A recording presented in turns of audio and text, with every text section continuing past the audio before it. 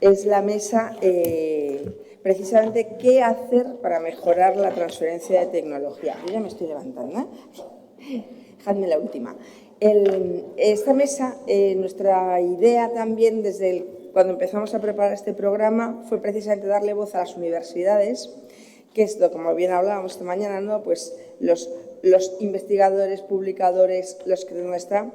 ¿Y qué hay que hacer? ¿Por qué narices esta diferencia que se comentaba esta mañana, publicación, transferencia? ¿Qué obstáculos hay? Entonces, para moderar, te pido a Luis Otero, que es el delegado del rector de la Universidad de Santiago de Compostela para emprendimiento y transferencia de tecnología. Por favor, subes para moderar esta mesa y además es catedrático de Economía Financiera. Así que lo que decíamos, cuando el delegado del rector para emprendimiento, o como quieras tú, ahí o aquí.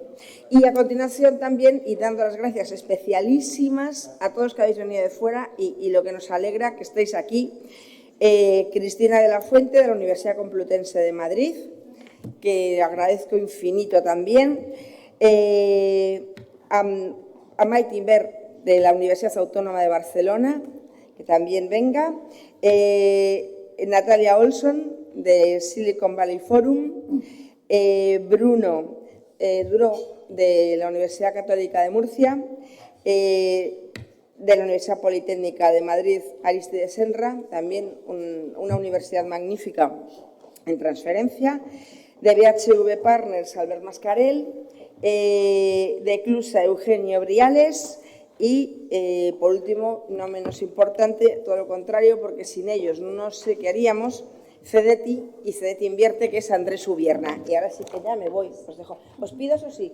puntualidad, porque a las 6:30 en punto tiene que entrar una persona muy especial a hablar, que es nuestro líder espiritual, José Zudaire, director general de Spain Cup, que luego tiene que coger el avión. Entonces, si nos retrasamos, se nos puede quedar en tierra y tenemos que tener otro día más. Gracias, Luis. Muchas gracias. Arrancamos ya entonces, ¿no? Estamos todos, ¿no? 5, 6, 8. Me falta uno. Muy bien, buenos días, buenas tardes a todas y a todos. En primer lugar, pues quiero agradecer a Unirrisco, Noso Capital, el esfuerzo que han hecho por organizar una jornada tan interesante como la que estamos asistiendo y también asistiremos mañana, durante toda la mañana. Y realmente, posiblemente, una de las respuestas que le podemos dar a la pregunta ¿qué se puede mejorar con transferencia de tecnología?, que yo cambiaría por transferencia de conocimiento, pues sería foros como este, ya para empezar, para poder acercarnos más las universidades, los generadores de conocimiento, con los inversores, ¿no?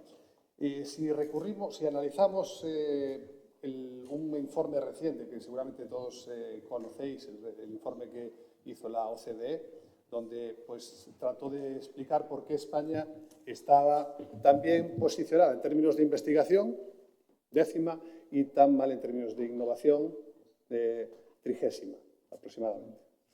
Y bueno, aquí apunto simplemente a 3 cuestiones. Una, falta del nivel de confianza entre empresas e instituciones. Otra cuestión que también reflejó el informe fue el escaso conocimiento de la investigación llevada a cabo por el sector público y las barreras normativas y burocráticas. A todo esto se le ha tratado de dar solución. Esto es del año 2021, pero sabéis que en el 22 sale la nueva Ley de Ciencia y Tecnología y trata de llevar a cabo, y también el plan de transferencia, y todos ellos realmente utilizan este informe de partida e intentan dar así unas cuantas soluciones que yo creo que en todo caso no abordan en su totalidad y para nada a nivel más minucioso y micro los problemas que realmente hay porque detrás de, por ejemplo, la constitución de empresas de base tecnológica. Sí es verdad que nos dicen que se creen, que faltan, que se creen, que se hagan, que se facilite, que pueda estar un investigador metido allí.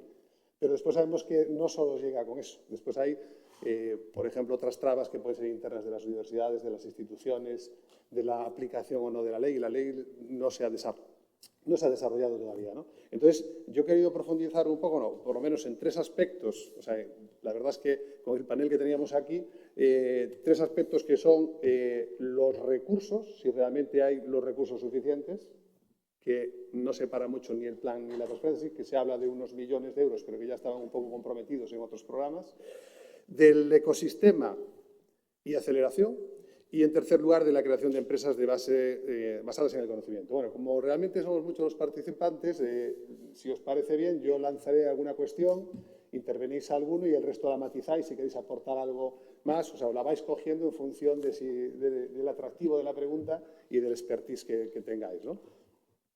Empezamos por los recursos y posiblemente, cuando hablamos de I+D+I en España, decimos que no gastamos lo suficiente en I+D+I, pero de las tres seguramente nos quedamos con la última I donde menos gastamos. Es decir, I+D no tengo tan claro que ya seamos de los que menos gastamos, pero posiblemente en transferencia e innovación sí.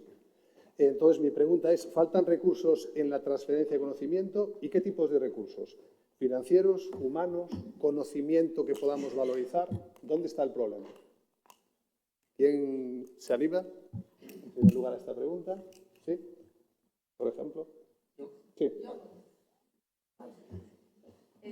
Yo creo que lo que falta mucho es la innovación en lo cómo hacerlo, porque hay capital, ¿ok? Pero a veces se quedan muy trabados de que no hay suficiente capital para hacer esto y hacer más cosas, pero aquí es de tomar ventaja de la habilidad española, ¿no? De decir, o sea, somos muy pilas. And I'm an American, I'm trying to speak in Spanish aquí, so sorry. Somos pilas, son pilas, y buscarle vuelta. Por ejemplo, estaba pensando aquí, hay 100,000 personas en Santiago. ¿Cómo hacemos que, y vienen millones de personas a visitar Santiago por su camino de Santiago? ¿Cómo podemos indagar que muchas de estas personas tienen ideas muy innovadoras y que sean invitados para crear nuevas, o sea, formas de ideas para invertir, para hacer otras cosas, ¿no? Tienen una capacidad grandísima aquí de buscarle algunas ideas que puedan formar para tener, o sea, programas y cosas diferentes. ¿Cómo pueden atraer capital de afuera y crear un business attraction strategy donde dicen, wow, aquí en Galicia se está haciendo increíbles cosas, ¿no? Entonces, es más que todo, creo que el recurso de innovación humano de ideas. Hay mucho capital. Yo estuve muy involucrada en lo que es la formación de Horizon Funding, que les dio mucho capital, después Next Generation Funding, porque yo fui viceministra de Obama, donde era la ministra de Pequeños Negocios para estos tipos de programas y enseñamos a los europeos a hacer todo tipo de esto. Entonces, creo que hay formas, pero hay que pensar outside the box. Creo, y las políticas públicas son bien importantes, y los impuestos, todo lo que es impuestos, y para poder empezar una compañía aquí en España todavía es difícil. Entonces aquí creo que hay una innovación en la parte de gobierno, en la innovación en la parte de fundaciones y la parte de cómo sacar afuera es bien importante. That's my 2 cents. ¿Alguien más se anima a aportar? ¿Sí? Bueno, yo creo que en las universidades sí que tenemos una serie de dificultades a nivel de presupuesto. ¿Perdón? En las universidades tenemos una serie de dificultades a nivel de presupuesto. Tenemos también dificultades a nivel de cambio cultural, es decir, el riesgo técnico ninguno de nuestros investigadores lo tiene, pero el riesgo de mercado sí, no conocen realmente lo que es el mercado, y cuando nosotros empezamos a acelerar a cualquier proyecto innovador que pensamos, después de valorizar lo que puede ser interesante y se podrá luego llevar al mercado, nos damos cuenta que sacamos a un investigador del laboratorio a la empresa. Es decir, que partimos de un punto cero casi, enseñarles lo que es un modelo de negocio, llevarles a propuestas de un business plan, y tenemos que enseñarles hasta incluso técnicas de oratoria o habilidades empresariales, porque sí que académicamente son súper brillantes y no hay ese riesgo, como digo, pero a nivel de empresa es un trabajo que nos lleva por lo menos cerca de un año para hacer esa pequeña transformación. Al mismo tiempo, enseñarles pues también que a veces se tienen que, respecto al equipo, como estaba diciendo la anterior ponente, es muy importante el equipo. A veces un excelente director técnico no es un excelente director general. Entonces, todo ese tipo de enseñarles esa cultura, pues es un hándicap, sobre todo también generacional. Hay unas generaciones de catedráticos ya más mayores que tienen que saber que tienen que formar unos equipos con diferentes generaciones para poder impulsar esos proyectos, desde mi experiencia. Y es posible que dentro de los fondos que nosotros necesitamos para impulsar, porque nosotros yo creo que las universidades ya estamos generando conocimiento y conocimiento valorizable, pero posiblemente después tenemos esa etapa, ¿no? Esa etapa que tenemos que madurar ese conocimiento hasta que sea atractivo para el mercado. Y, por tanto, esos fondos de prueba de concepto, esos fondos de maduración de las tecnologías, etcétera, ¿son suficientes? ¿O es ahí donde precisamente es un escollo a salvar? Porque generamos conocimiento que es interesante, pero si el sector privado todavía no entra a esas etapas y tampoco tenemos fondos suficientes, aunque estemos metiendo mucho en investigación, pues claro, al final no valorizamos todo lo que podríamos llegar a valorizar. ¿Estamos valorizando todo lo que podríamos valorizar? No, yo creo que necesitamos dinero y al final incluso no existen presupuestos en universidades aplicados a esas cosas, ni desde el minuto 1 para enseñarles a generar, ni desde ya la prueba de concepto. Entonces, tenemos que hacer un sobreesfuerzo. Yo creo que tenemos mucho pundonor y hacemos un sobreesfuerzo, buscamos proyectos que generan principalmente las comunidades autónomas de innovación, de fomento de la innovación, para poder hacer todo este tipo de actividades, y luego ayudamos, por lo menos desde las OTRIs, a que podamos hacer también convocatorias de prueba de concepto o que vayan nuestros investigadores a esas pruebas de concepto. Pero falta in situ, o sea, presupuesto propio de las universidades no tenemos. Aquí Andrés, a lo mejor, sí. Sí, bueno, la problemática es la misma. No tenemos, bueno, Habláis por este orden, los tres, porque queréis hablar los tres, o sea que... Sí. Bueno, pues sí, la problemática es la misma. Sí que es cierto que en la universidad nos es difícil obtener fondos propios de prueba de concepto. De prueba de concepto. Sí que tenemos algunos, pero son muy pequeños y claro, al ser muy competitivos tampoco no nos dan para todos aquellos proyectos que querríamos valorizar. Por lo tanto, tenemos un poco un cuello de botella. Sí que intentamos, al menos desde la UAB, intentar maneras un poco más diferentes de aportar valor, y aprovechamos pues a fondos externos para poder adaptarlos a aquello que nosotros pensamos que le puede ir bien, por ejemplo, a un proyecto emprendedor. En este caso, bueno, como ejemplo de este año, con una financiación de prueba de concepto de la Generalitat, sí que hemos reclutado 4 emprendedores para poder tirar adelante, pues al menos ver la viabilidad de proyectos emprendedores que ya habíamos incubado en la universidad, y ver si podemos montar la empresa en unos 15 meses o 18 meses, depende. Pero bueno, intentamos encontrar cosas distintas. Muy bien. Sí.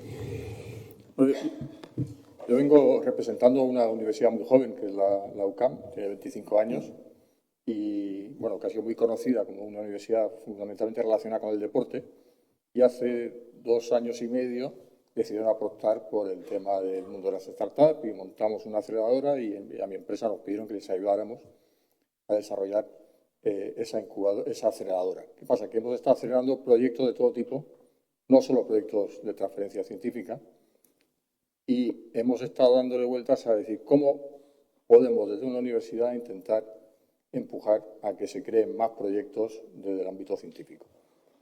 Y hablamos de dinero. Hay poco dinero, es cierto. ¿Pero por qué hay poco dinero? Entre otras razones, porque el modelo probablemente no sea el adecuado para que surjan proyectos empresariales. Y ahí entramos un poco en algo que aquí hay personas que saben mucho más que yo del ámbito de la transferencia científica, pero al final estamos hablando de empresas, y empresas necesitan gestores. Entonces, un catedrático o un investigador muy reputado puede ser empresario, los hay, muy valientes y que se dejan la cátedra y se hacen empresarios, pero lo que no puedes es querer montar una empresa y no tener un equipo profesional o un emprendedor que gestione. Y yo creo que el mayor problema es ese. Entonces, hay muchos fondos, y yo he conocido casos, que han invertido en proyectos y se han dado cuenta al cabo de 2 años que no había empresa. o no había emprendedor. Y encima, con un socio mayoritario, yo hablo muy claro, porque como llevo poco tiempo en este mundo, me atrevo a decir cosas que quizás puedan molestar en algún ámbito. Pero al final hay un socio mayoritario que no está gestionando porque no tiene ese perfil ni esa experiencia y al final hace que sea muy difícil que ese proyecto vaya adelante. Para mí esa es la principal cuestión. Y a partir de ahí, luego no sé si me da tiempo a hablar, estamos con un proyecto nosotros de montar un vehículo de inversión, pero en paralelo vamos a montar un estudio, una aceleradora para apoyar, un Venture Studio para apoyar a los proyectos desde el principio, en distintos modelos que no sé si dará tiempo a comenzar. Pero para mí el problema es el modelo y que al final una startup o una empresa necesita empresarios. Y si no lo hay, es dinero perdido, vamos. Y clientes, ¿eh? Empresas necesitan clientes, más que todo. Si no tienes empresarios, Sí, yo creo que sí. A ver, ¿pago yo aquí? Sí. Yo estoy bastante de acuerdo con Bruno. De hecho, oíamos, igual yo represento la otra parte de la ecuación, ¿no? Desde BHV Partners, que somos un Venture Studio, un Venture Builder del sector biotech, lo vemos desde una perspectiva un poco más cercana a la industria. El diagnóstico lo hemos hecho aquí súper bien. De hecho, estoy súper de acuerdo contigo, Bruno, ¿no? Es que lo vemos a diario, llevamos años viéndolo, como muchísima ciencia, y lo comentabas muy bien, Luis, ¿no? Somos los 10º en ciencia, número 30 en transferencia, ¿no? Algo pasa. Y hay que ser bastante transparentes y hay que ser bastante claros. El gap es clarísimo. Un muy buen investigador, en el 99% de los casos, nunca va a ser un buen empresario. Y es así. El postdoc del grupo que se queda sin una beca, no por darle una beca de emprendedor, va a pasar a ser emprendedor porque es un postdoc que va a ser financiado con fondos de empresa, ¿no? Con lo cual hay que ser bastante transparentes en este ámbito y creo que la responsabilidad de la parte más inversora o incluso de los venture builders es apoyar realmente a que sepan hacer empresa, que salgan proyectos de investigación con buenos planes de mercado, con buenos business plans, enfocados bien a lo que la industria necesita y con unos equipos realmente alineados a lo que hace falta. Un buen CEO. Los CSOs suelen estar de base porque son la visión, son la mente pensante, pero eso no implica que sepan levantar fondos, que sepan ir a hablar con los inversores, con proveedores, con distribuidores, con los productores de las materias primas, los medical devices, etcétera, ¿no? Y creo que ese análisis directo, sencillo, simplista del gap real que existe, a veces no se aborda con las palabras que pertoca, ¿no? Y es que se debe transferir la ciencia seguramente a través de vehículos que puedan recepcionar esa ciencia y llevarla realmente al mercado. ¿Qué vemos mucho? Proyectos científicos que pasan por fases de incubación y aceleración de 6 meses, 3, 6 meses, 7 meses, con mentoring, con coaching, ¿y luego qué? Y luego están solos, siguen estando solos, no levantan fondos porque el proyecto no está maduro y se van a nada. Y se van a nada porque no hay nadie que realmente esté empujándolos de la forma que deberían estar empujándolos, ¿no? Y un poco este es el Aquí Albert saca un tema que...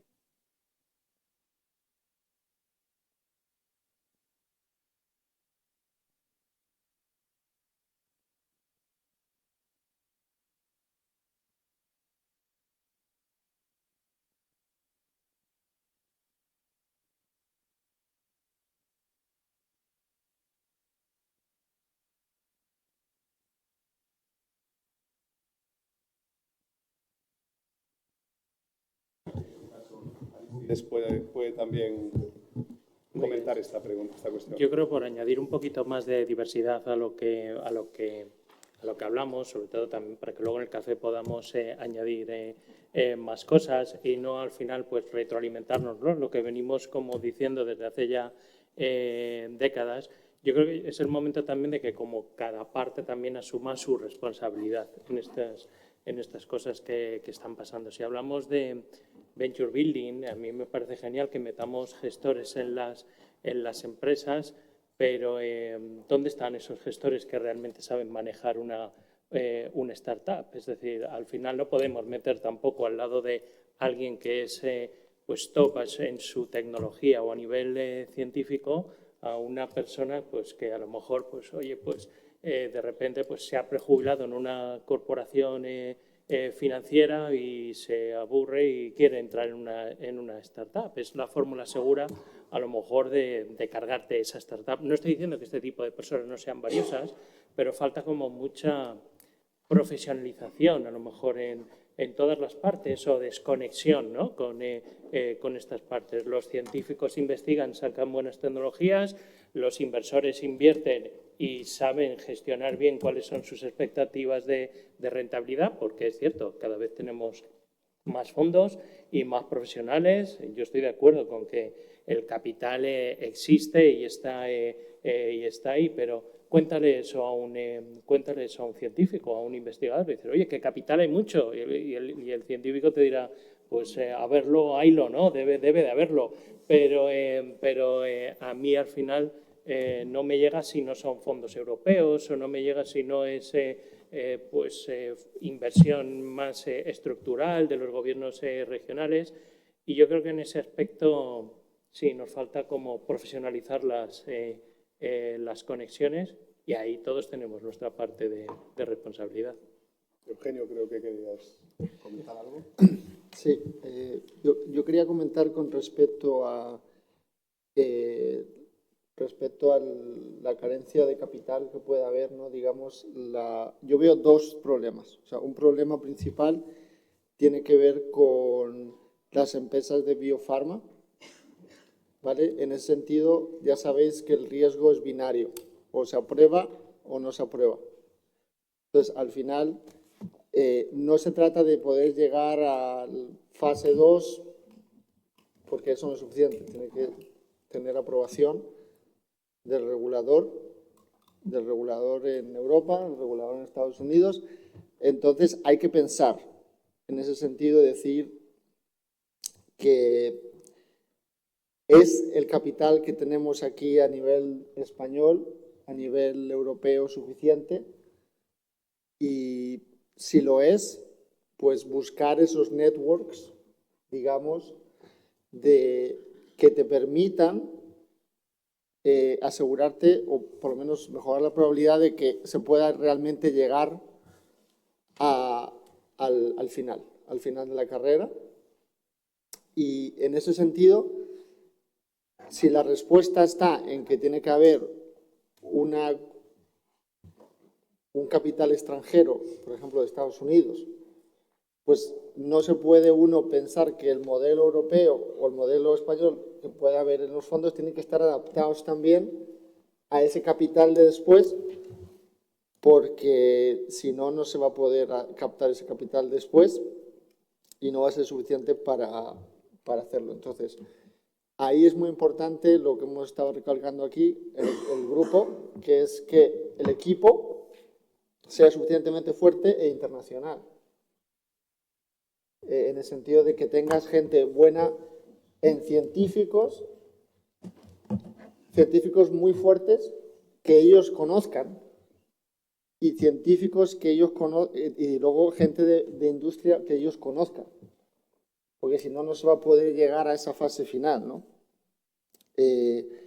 También entender que los fondos cada vez más lo que quieren es grandes mercados.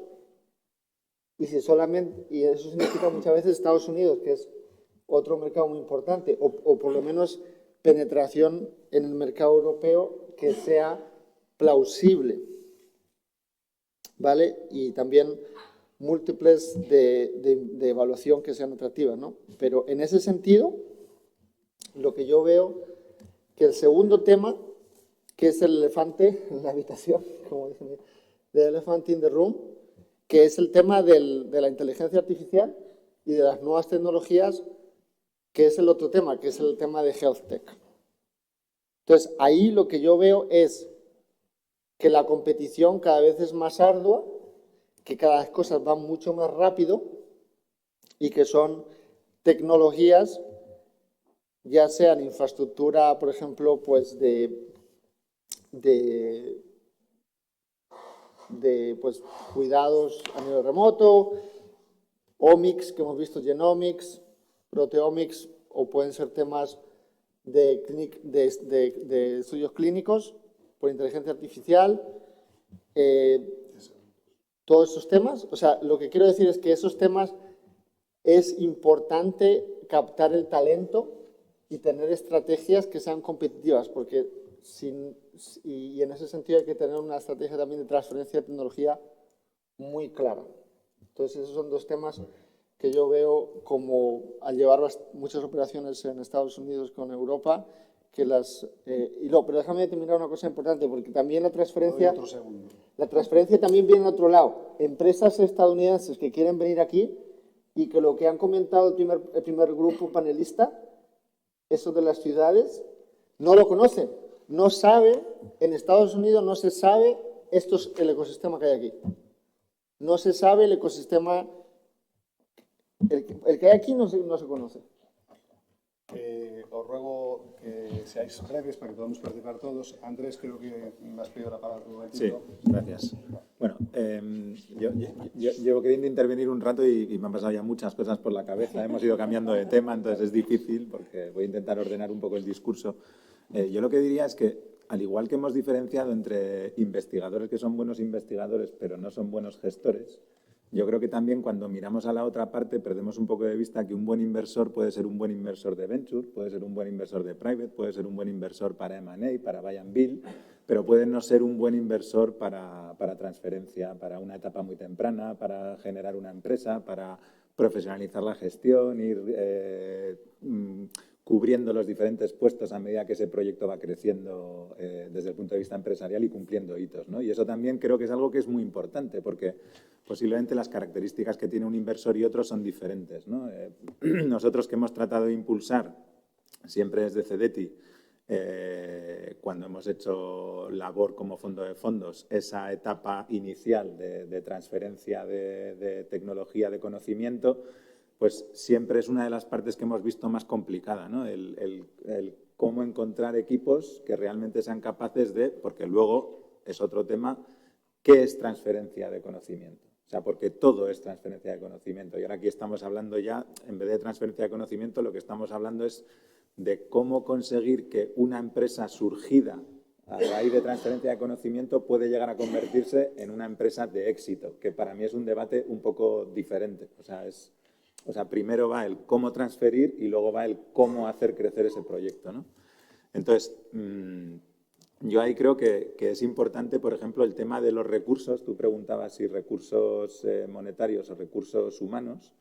Yo la sensación, y esto es, o sea, parto aquí y un poco no un gran conocimiento, pero sí una sensación que tengo, y es que muchas veces a nivel interno en universidades, en centros de investigación, etcétera, las OTRIs en personal están como infradimensionadas, ¿no? O sea, tienen ahí una capacidad de gestión que a lo mejor no es la más adecuada para mover todas las cosas que tienen que mover. Y además hay muchos deberes dentro de ese equipo que son inexcusables y que no están realmente favoreciendo la transferencia tal y como la estamos planteando en esta mesa, ¿no? Entonces, yo ahí lo que diría es que para nosotros es muy importante la transferencia de conocimiento. Siempre intentamos impulsarla. Creemos que el camino que tenemos que encontrar, porque tiene que tener clientes, porque tiene que tener mercado, porque tiene que tener gestión, es la colaboración público-privada. O sea, nuestro papel es muy importante, pero el papel de los privados también tiene que ser muy importante. Entonces, nosotros siempre estamos intentando catalizar esa colaboración público-privada cuando tratamos de impulsar iniciativas que impacten en una mayor transferencia, y yo creo que eso es algo que no tenemos que perder de vista porque, de alguna manera, el ir con inversores, o sea, el que capital privado esté ahí te garantiza que esos proyectos tienen sentido, y el que el capital público está ahí tiene mucho sentido porque todos estamos viendo que es muy complicado atraer capital privado a ese tipo de proyectos y a ese tipo de aventuras empresariales, ¿no? Incluso fondos de transferencia de tecnología que están muy bien diversificados, que tienen gestoras profesionales, que tienen trayectoria, etcétera, no es fácil levantar capital privado. Entonces, bueno, como has pedido brevedad, intentar es un discurso un poco ecléctico, pero vamos. O sea. Bien, gracias, Andrés. A ver, si realmente os habéis ido adelantando a preguntas que vienen después, aquí básicamente, acabando este primer bloque, sí que parece que hay un cierto consenso en que sí que faltan determinado tipo de recursos, los recursos sobre todo de madurar los proyectos, también de etapas de prueba de concepto, también recursos más adaptados a la maduración proyectos de base tecnológica que aún requieren después para la constitución de esa empresa, sobre todo de recursos de gestión, recursos humanos, y después que también, que lo comparto, que las OTRIs o que las instituciones de gestión de la transferencia pues tienen bastante menos de recursos de los que necesitarían para todo lo que tienen que hacer hoy en día. Se le ha encargado, y sobre todo ahora la ley te exige más, te exige llevar adelante un negocio, pero eres el último en llegar y eres el que menos recursos te asignan, ¿no?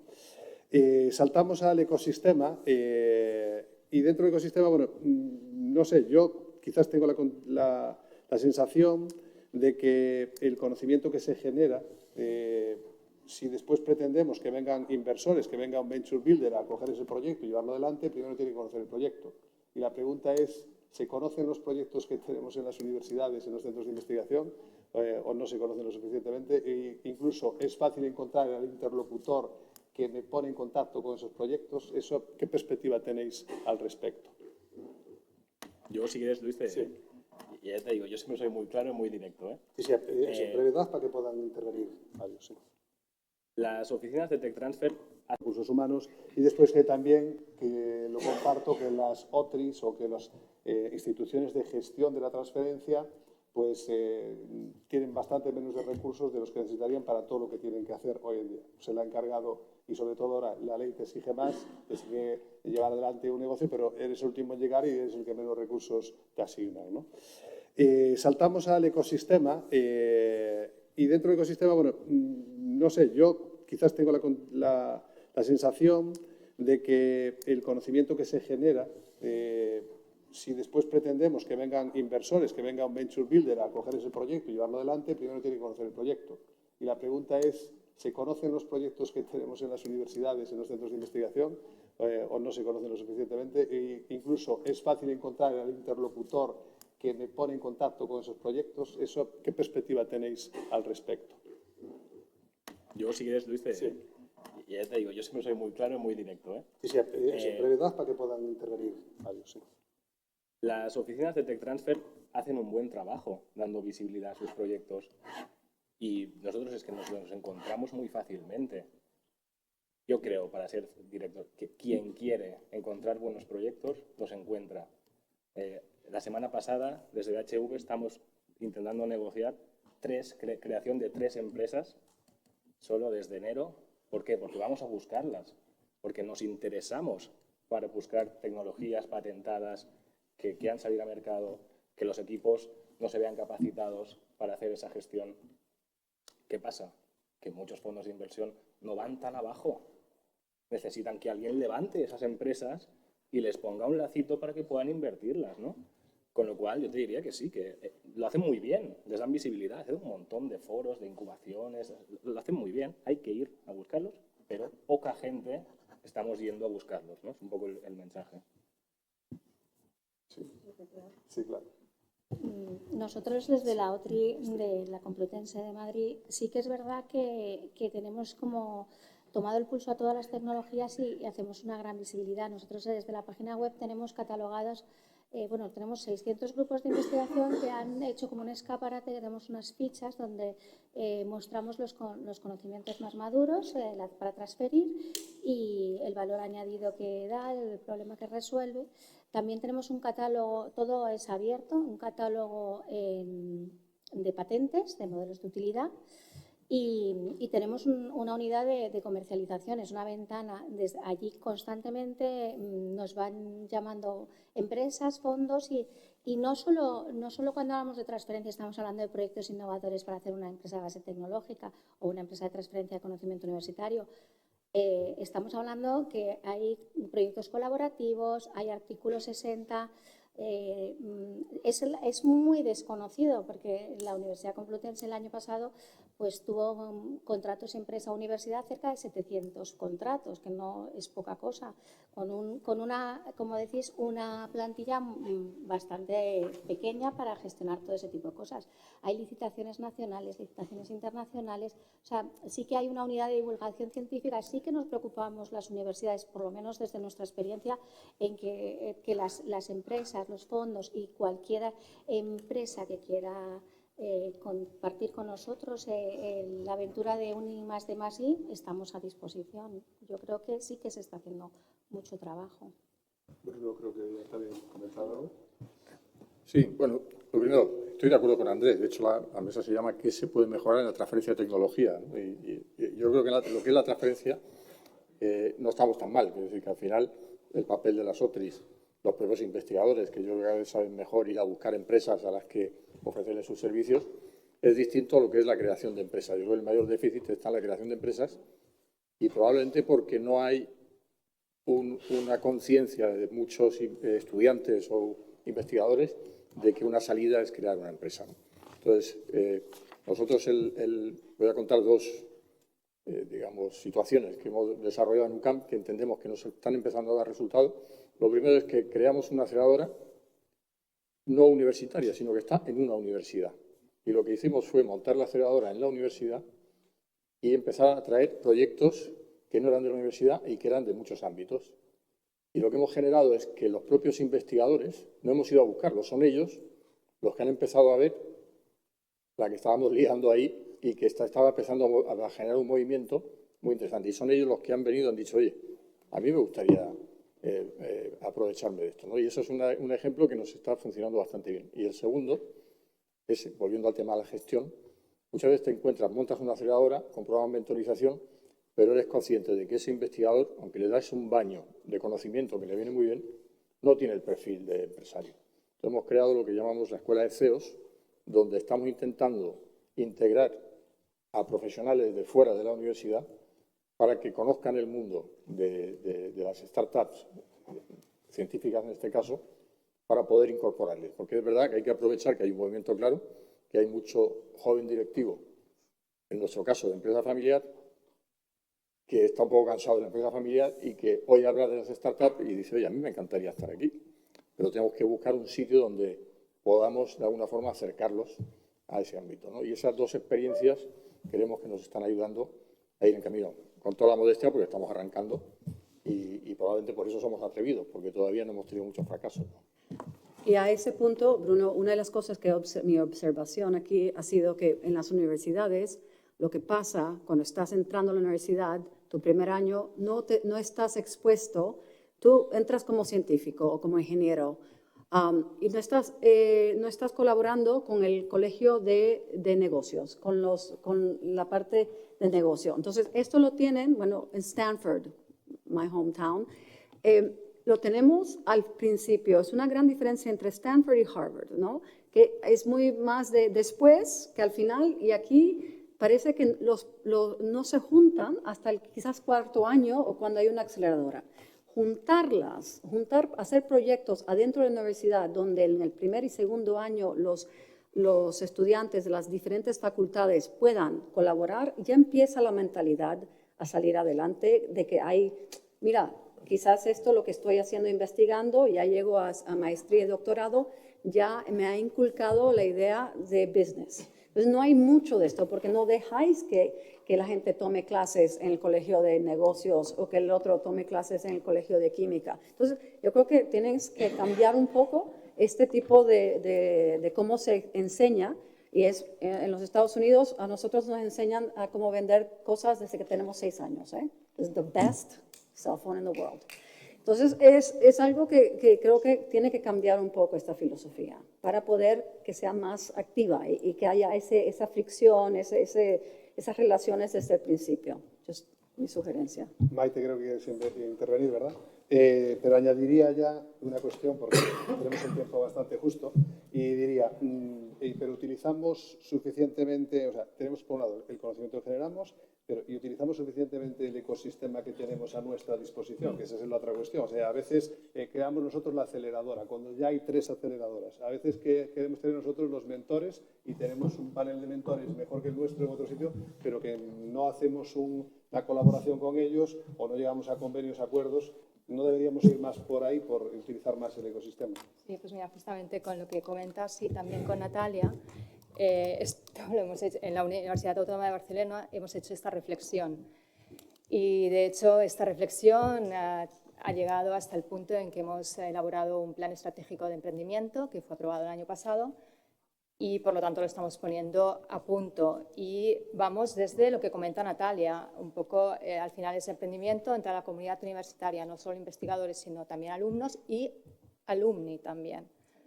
Por lo tanto... Hemos estado hablando ya 6 años, sí, es verdad. Y especialmente los alumni, que no hay enfoque en el alumni y cómo ayudarlos a que sean parte del ecosistema. Pues sí, sí.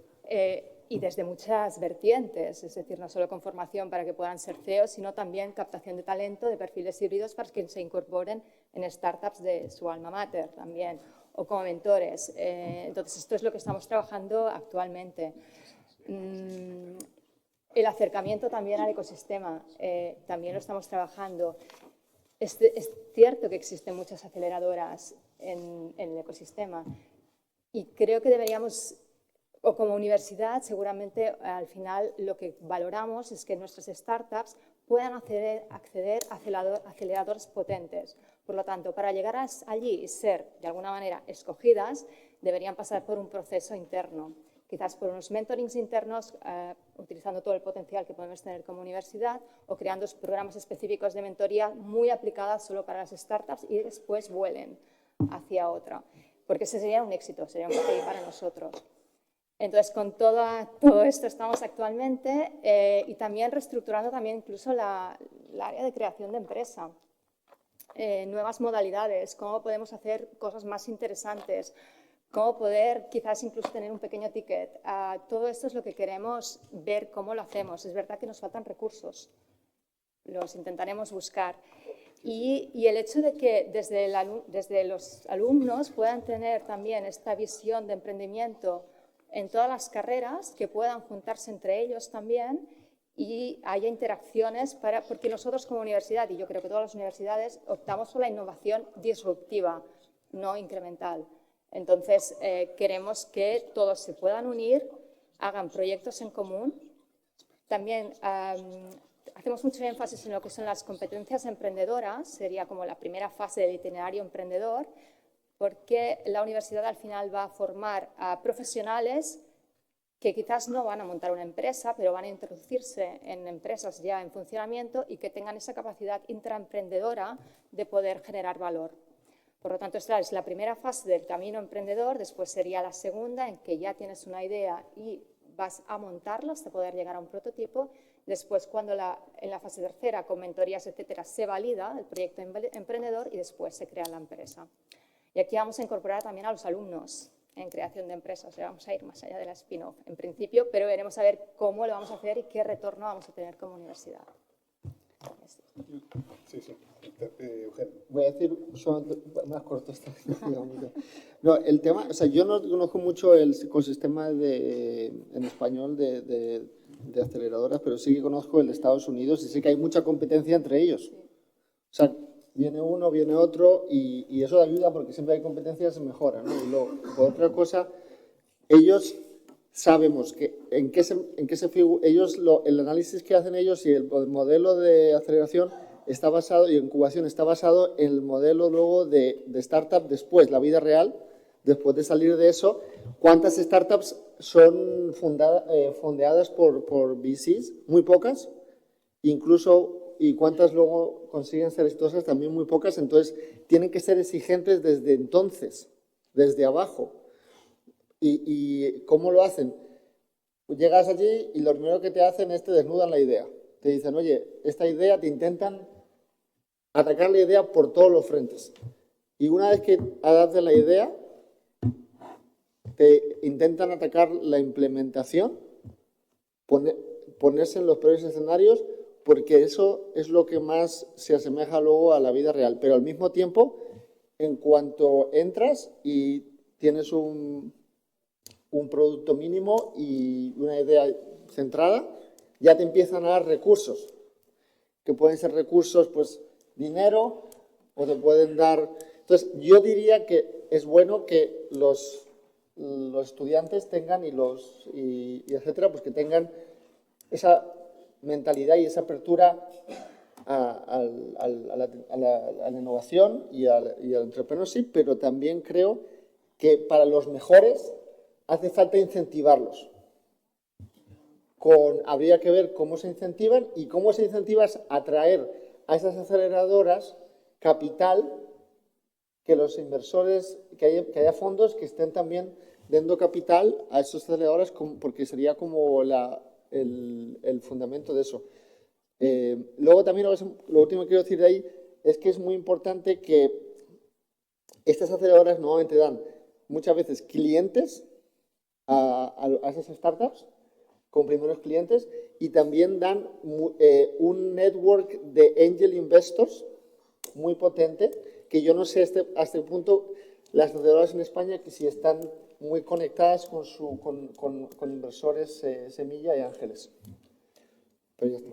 Sí, ahí entramos ya en la última parte, que sería la de creación de empresas basadas en el conocimiento. Ya hemos ido anticipando cuestiones, pero la primera, ¿pensáis que existe algún modelo más exitoso para ese tipo, para cómo configurar o cómo crear las empresas desde las universidades o los centros de investigación, en el sentido que, bueno, está el que lo hago yo todo, es decir, me encargo yo de todo, evalúo, hago el business plan, después intento financiarlo, constituyo el equipo, le meto capital, hago todo eso?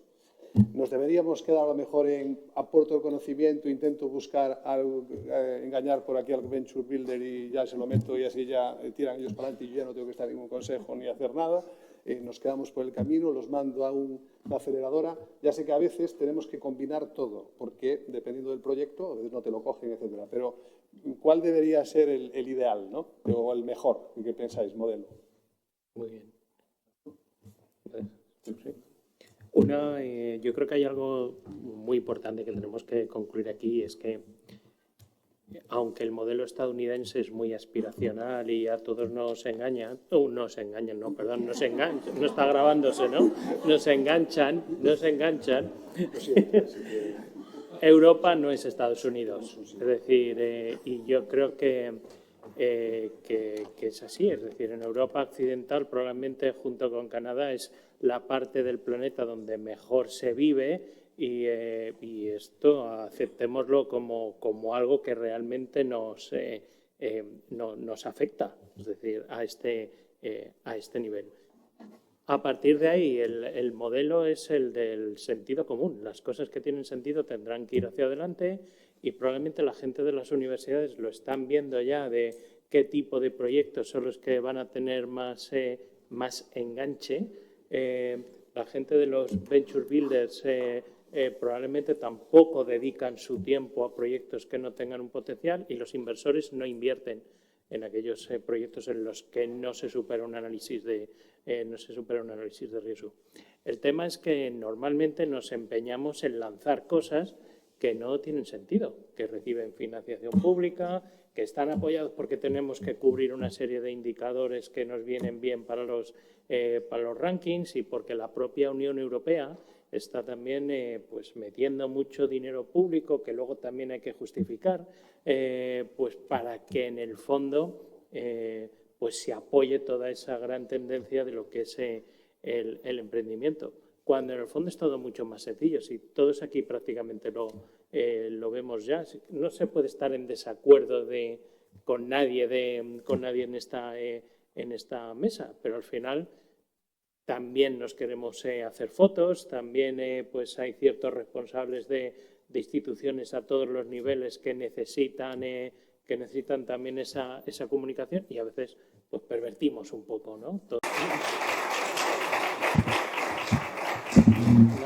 Vamos a ver la versión española. 10 segundos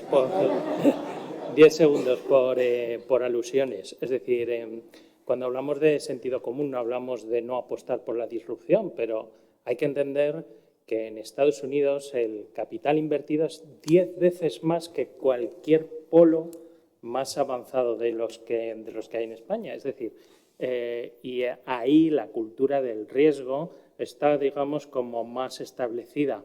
También es cierto que de esas 10 veces más de capital conocemos iPhone o conocemos Instagram, pero no conocemos los centenares de proyectos que han fracasado y se han arruinado, pero a lo grande, es decir, no arruinarse, sino arruinarse de verdad. Y es cierto que es muy aspiracional, pero también es cierto que el capital privado, por ejemplo, en Estados Unidos, se mueve mucho más ágil que lo que es aquí. Aquí ese papel lo intenta hacer el capital como público y no es igual. Si en el fondo estamos de acuerdo, pero hay que poner dinero. No podemos decir. Andrés. Yo aquí lo que diría es, o sea, que estamos hablando un poco de capital público, estamos metiendo cosas de política económica. Yo creo que hay que diferenciar un poco cuál es el objetivo del instrumento que estamos diseñando. Entonces, nosotros cuando tratamos de impulsar la transferencia de tecnología, lo que creemos es que estamos intentando mejorar el caldo primigenio. Es decir, estamos intentando mejorar los bichitos que hay ahí en el caldo primigenio. Mientras que cuando yo creo que se diseñan cosas en ecosistemas más avanzados, como pueda ser Estados Unidos, Israel, desde el punto de vista de emprendizaje, lo que están buscando son mecanismos para, en un caldo primigenio que ya está lo suficientemente bien desarrollado, identificar cuáles son los futuros blockbusters. Y entonces, ahí, por ejemplo, te va a pasar pues lo que comenta Natalia, que si tú tienes una tasa de fracaso muy baja en tu selección de proyectos, pues te van a penalizar. Si tienes una tasa de fracaso muy alta, también te van a penalizar. Pero tienen más internalizado lo de a veces acierto, a veces aprendo. Y nosotros eso todavía no lo tenemos internalizado.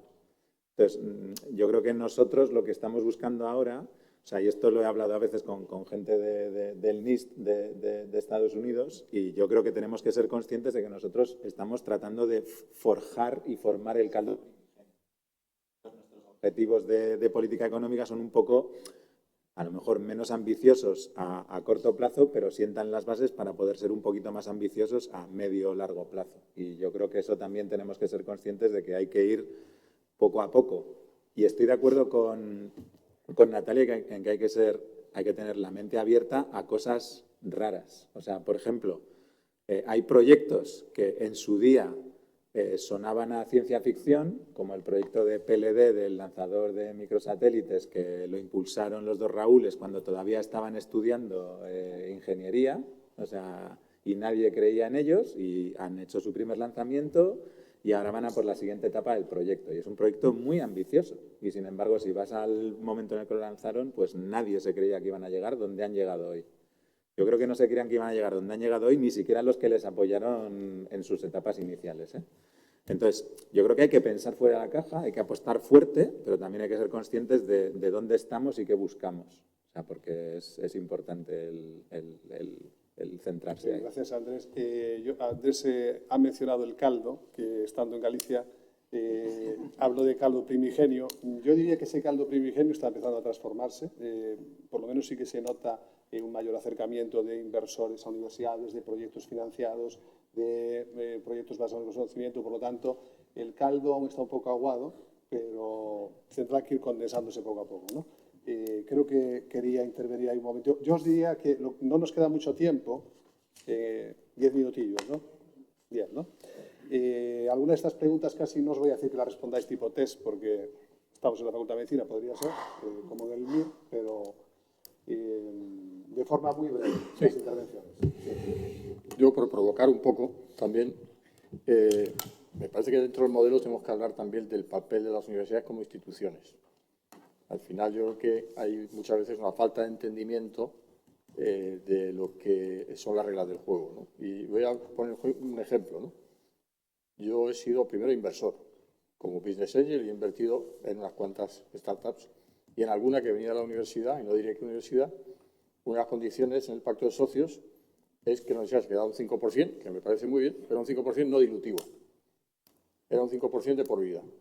Claro, eso al final es una limitación tremenda al desarrollo futuro de esa compañía, porque si llega a esos niveles de 300 millones, 400 millones, hay muchos inversores que no van a estar muy de acuerdo en que la universidad mantenga ese porcentaje a esos niveles, ¿no? Entonces, es un ejemplo que yo entiendo que la universidad lo defienda, digo por provocar un poco, pero creo que es un freno y que tampoco tiene lógica empresarial. Yo creo que, y eso al final hizo que esa empresa, en un momento determinado, no consiguiéramos cerrar una ronda. Y eso es una realidad. Bueno, precisamente había una pregunta aquí que decía ¿cuáles son los principales problemas que detectamos en el proceso de constitución de empresas basadas en el conocimiento? Entre otras, exigencias del pacto de socios, entenderse con los socios universitarios, la normativa, la configuración del equipo gestor, la financiación, y una de ellas que dices, hablas del problema de la cláusula no dilutiva, ¿no? Que sin embargo, como sabéis, la ley indica que hay que proteger también que a veces esa cláusula, siendo un 5%, también lo que quiere hacer es que las universidades recuperen parte de todo lo que han invertido en un proyecto de conocimiento, que a veces han sido millones de euros o a veces ha sido mucha pasta. Por lo tanto, ese 5%, condicionado a que subas de 1 millón de euros, es bastante razonable. Tiro para casa, obviamente, ¿no? Hasta un cierto nivel. Sí, sí. Generalmente las cláusulas a partir del 1 millón de euros ya permiten dilución. Entonces, ¿alguno de los principales problemas observa que podríais aportar ahí algo más? Yo sí. La sobreregulación, me encantan todas estas cláusulas y las leyes que dejan ustedes, que les impongan a ustedes todas estas leyes y regulaciones, que lo que hace es no ayudarles a salir adelante. Y es demasiadas. Y son ustedes los que son los ciudadanos que tienen que tener más control de esto. Hay demasiadas regulaciones en España y ese es un gran problema que no ayudan a las empresas aquí a salir. Eso es un debate que yo creo que las universidades tienen pero tenéis tanta potencia las universidades de decir algo sobre esto y decir, si ustedes nos están dando dinero, capital público, pero no lo podemos salir y estas compañías salen afuera, pero hay regulaciones pero esta regulación de datos y demás me molesta mucho. Y de otras cosas, de cómo tenéis que pagar impuestos cuando no has has hecho dinero. O sea, oh my God, you haven't made any money. ¿Cómo es esto? Entonces, ustedes tienen que hacer un lobbying, sé que aquí no les gusta mucho esta idea, advocacy, pero tienen que unirse con universidades para poder hacer más de cambiar las regulaciones. Albert. Si volvemos un poco a la pregunta, ¿no? De dificultades en el proceso de transferencia tecnológica. Nosotros lo vivimos, yo te digo, 3 veces cada 2 meses, ¿no? Es un proceso tedioso. Hay 2 opciones. O es fácil y se negocia rápido, o se eterniza hasta un punto en el que realmente te planteas si vale la pena, ¿no? Poner todos tus esfuerzos para levantar esa compañía. Y te voy a poner ejemplos, ¿no? Sin citar nombres y obviamente ni proyectos, ¿no? Tenemos casos que hemos llegado a estar 2 años negociando licencias. Los costes de abogados de esos 2 años son elevadísimos. Los tiene que pagar alguien, ¿no? Con lo cual, los pocos fondos que tiene la potencial spin-off, o en este caso el Venture Builder, ya se han agotado solo negociando, ¿no? Cuando hay más de 2, 3 instituciones que tienen que repartirse la propiedad de la patente, los porcentajes de los investigadores que entran en el accionariado, el porcentaje de las instituciones que entran, es muy poco flexible. Hay mucha inflexibilidad por cada una de las partes cuando se eterniza, cuando es fácil realmente es muy suave. Y luego hay muchas líneas rojas, lo decía muy bien Natalia, ¿no? Cambiemos líneas rojas de, no, esto tiene que ser menos de 2 años, sí o sí. No, esto tiene que ser este porcentaje, sí o sí. Así no se va al mercado. Al mercado se va abierto, negociando y estando dispuesto a ceder, ¿no? Si no, sucede lo que sucede, que cosas interesantes se caen en el cajón, patentes expiran, nadie las paga y alguien viene, las recoge gratis y las explota en otros países, ¿no? Con lo cual, flexibilizar un poco estos procesos, agilizarlos, que los que deciden estén negociando. Ya te digo, es o muy fácil o se eterniza a veces demasiado y Bueno, quiero deciros que aquí en la Universidad de Santiago somos muy ágiles y aprovechando a todos los que tenemos aquí. Y tenemos a varios miembros de la OTRI que prácticamente constituimos en ventanilla única la sociedad. Bueno, eso es una ventaja, ¿eh? Eso os pone en ventaja. Sí, claro, porque es que realmente lo otro no impide la inversión. ¿Queréis añadir algo al respecto? La UAB también es muy También, ¿no? flexible. Sí. La UAB, ahora somos todos muy flexibles, ¿eh? Sí, sí. No, pero yo creo que también hay quizás malentendidos de base. Es decir, hay que conocer al socio en todos los sentidos. O sea, el inversor tiene que conocer las circunstancias o la idiosincrasia de la universidad de la misma manera que nosotros también. ¿Y qué tipo de inversor? ¿Y con qué tipo de inversor queremos ir? O Venture Builder. Es decir, yo creo que la universidad también tiene que valorar qué socio quiere, con quién quiere ir, porque vamos a estar mucho tiempo. Y entonces, ha de haber un buen entendimiento, ¿no? Entonces, quizás con lo que de acercar, ¿no? Los proyectos universitarios al ecosistema, etcétera, o a los inversores, también quizás es la tech transfer, con los VCs también se deben conocer y empezar a tener algún tipo de conversaciones para después que sea mucho más ágil todo. De hecho, nosotros en los problemas que quizás hemos visto muchas veces es en el equipo emprendedor,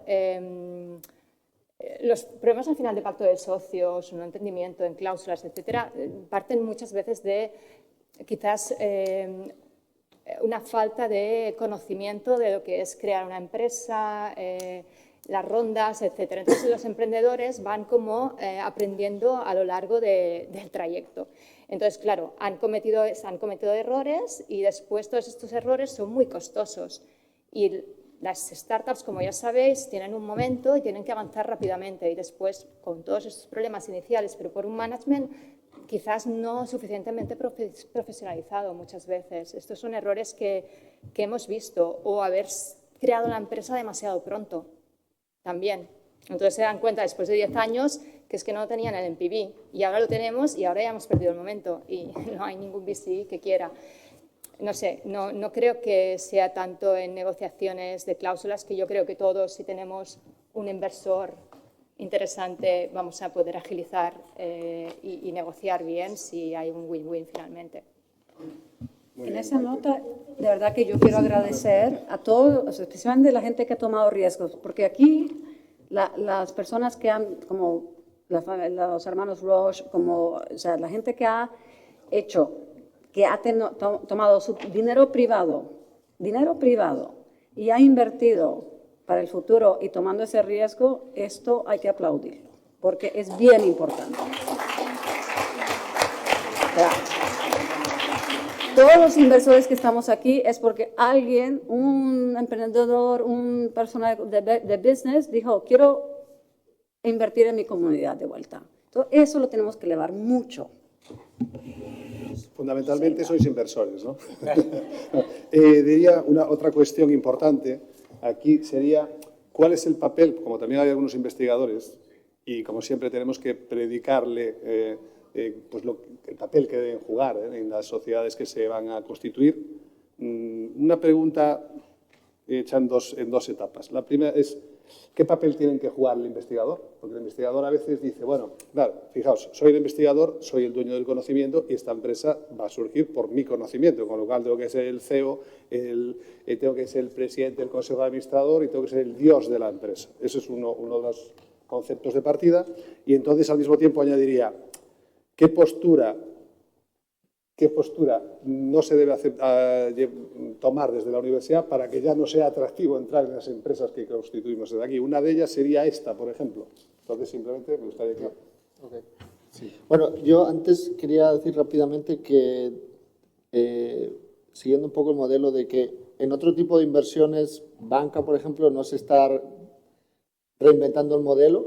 No entiendo por qué en VC uno quiere siempre reinventar algo que ya funciona en otros países y a lo mejor se ha probado en otros países y no ha funcionado por una razón, ¿no? Entonces es una pregunta para todos. Pero más allá de eso, lo que quiero decir a nivel de universidad, lo importante es rapidez a mercado, sobre todo si son tecnologías disruptivas, que no se retrase el proceso, que en la universidad no se limiten individuos que a lo mejor son raros, porque es que los VC lo dicen ampliamente. Steve Jobs era muy raro. No era una persona normal que le podían contratar en cualquier empresa, no le iban a contratar en ningún lado.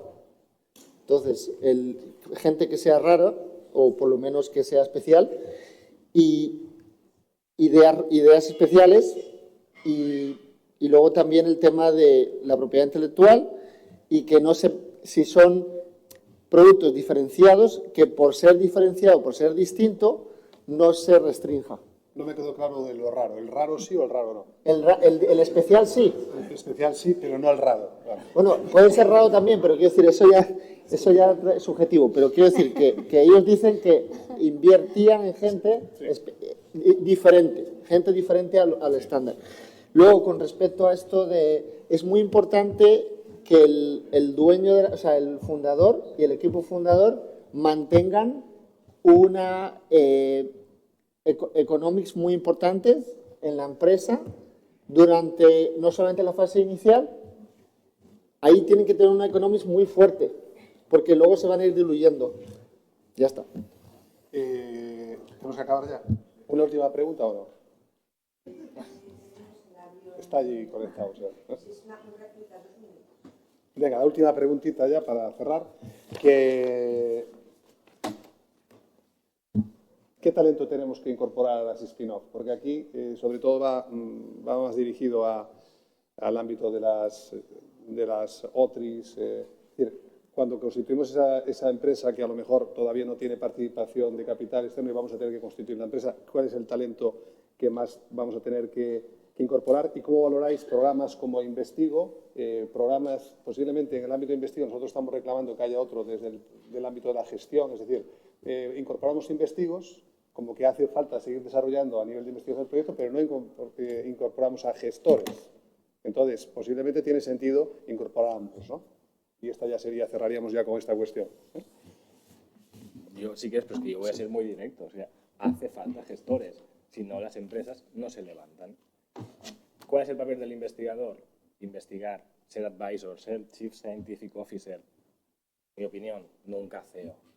No, las empresas no se levantan. Sí. Yo estoy de acuerdo, aunque es verdad que hay casos, y he conocido casos. Yo estuve hace 3 días con un investigador que lo que ha hecho es, durante 2 años, hacer un MBA en el IES. Y el tío, hablas con él y es emprendedor. Entonces, claro, esos son los mejores, pero son muy poquitos, ¿no? Entonces, estoy de acuerdo que si no lo hay, que es muy difícil que exista, hay que incorporar a gestores. Y me vais a permitir, nosotros tenemos aquí un ejemplo, Viva In Vitro, que tenemos aquí, creo que están por aquí nuestros amigos, que es una empresa de Murcia. Es una empresa muy potente a nivel de investigación, pero y los que están aquí es el equipo gestor y son profesionales. Y son los que van a conseguir que la empresa llegue hasta el final. Y el investigador lo ha asumido y tiene que tener, y yo sí creo que tiene que tener una participación, no solo como advisor, sino como socio. Porque yo creo que es el que aporta, al final, quizás lo más importante, que es el proyecto, ¿no? Que creo que es muy importante. Yo a veces les digo a los investigadores, a los emprendedores científicos o tecnológicos, digo, tienes lo difícil y vas a morir en lo fácil. La gestión no es fácil, pero es mucho más fácil que tener proyectos realmente disruptivos, ¿no? Pero una cosa sin la otra no va a funcionar. Muy bien, pues nada, cerramos ya esta mesa. Muchas gracias a todos por vuestra participación.